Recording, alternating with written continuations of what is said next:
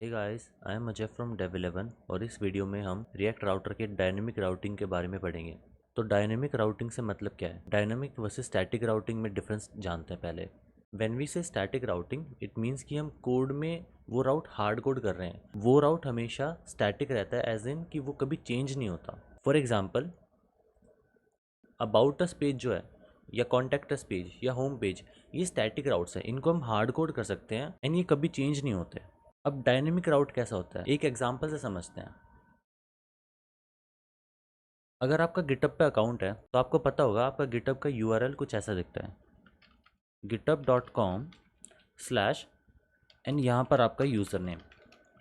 अब ये user name depending user क्या है उस पर डिफ़र कर सकता है। दैट मीन्स कि ये स्टैटिक नहीं है, ये डायनेमिकली चेंज हो सकता है डिपेंडिंग कि यूज़र कौन है। बट गिटअप का होम पेज है वो तो सेम रहता है हमेशा। वो तो हर यूज़र कोई भी जाएगा, मैं जाऊँगा या आप जाओगे, वो सेम ही रहता है। फॉर एग्जांपल, मेरा गिटहब हैंडल है डबास अजय, तो मेरे लिए वो राउट बन जाएगा DABASHAY। अब किसी और यूज़र के लिए it could be different. For example, Mihir का हैंडल है डिफरेंट। तो आप देख सकते हो डिपेंडिंग ऑन यूज़र नेम हम डिफरेंट चीज़ रेंडर कर रहे हैं स्क्रीन पर। तो ये है डायनेमिक राउटिंग, जहाँ पर हम राउट में वेरिएबल्स ला सकते हैं एंड डिपेंडिंग ऑन उस वेरिएबल की वैल्यू क्या है रेंडरिंग चेंज कर सकते हैं। तो let's see an example in code. We will try to make something similar to GitHub. तो सिंटेक्स क्या है? सबसे पहले एक colon, this colon is important. उसके बाद आप एक वेरिएबल का नाम लिखोगे। It can be anything. Semantic meaning के लिए मैं इसको यूज़र नेम लिख रहा हूँ, but it can be anything. अब एक यूज़र नेम का पेज भी बना लेते हैं।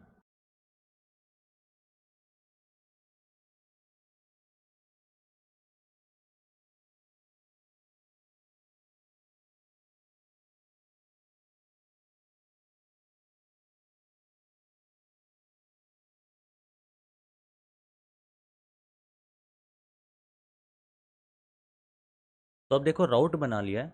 एंड नाउ अगर मैं पेज पे जाके इस राउट को एक्सेस करने की कोशिश करूँ तो हम कुछ ऐसा करेंगे।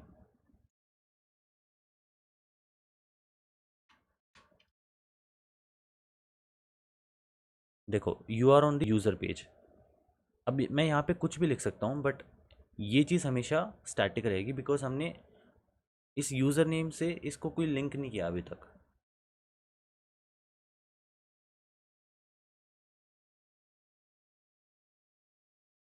सी, नाउ रिएक्ट राउटर इसे कैसे हैंडल करता है?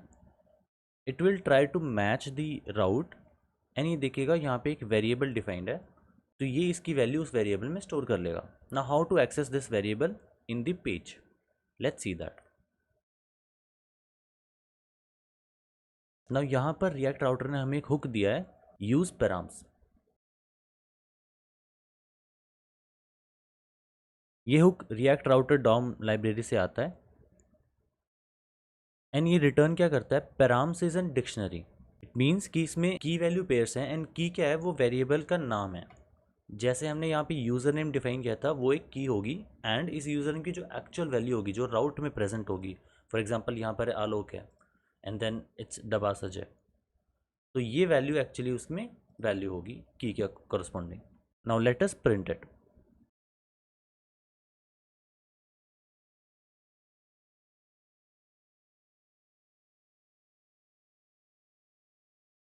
सी, अब अगर मैं इसको यूआरएल में चेंज करूँगा तो you will see that change here.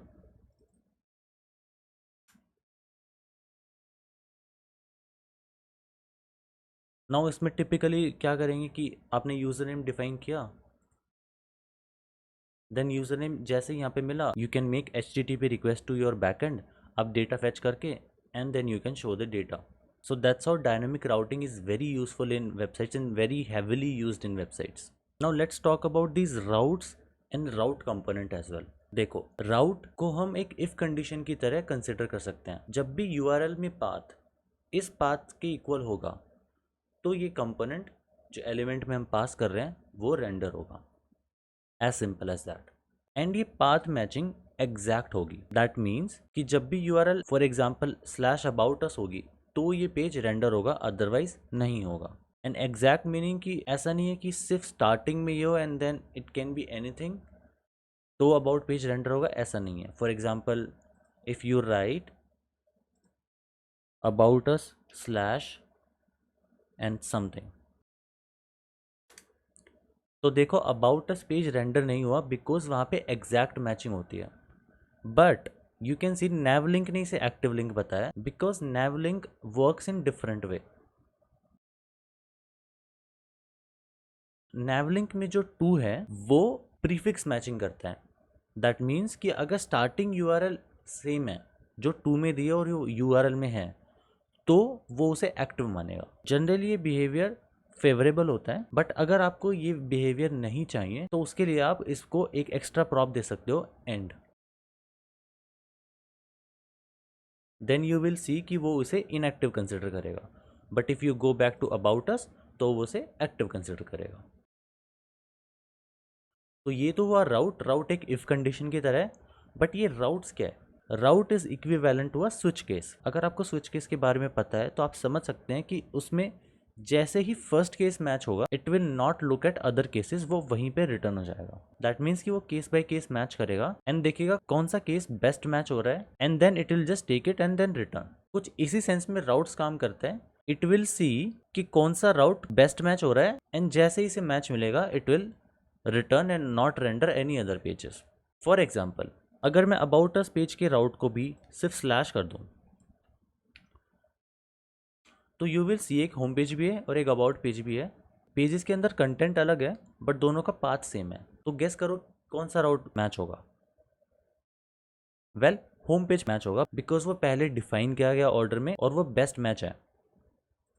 तो let's go to home page, you will see home page.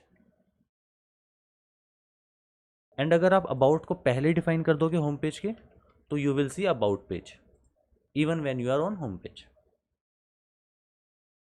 But अगर आपके राउट्स डिफरेंट है तो ये बेस्ट केस मैच करेगा, देन आपका ऑर्डर मैटर नहीं करेगा।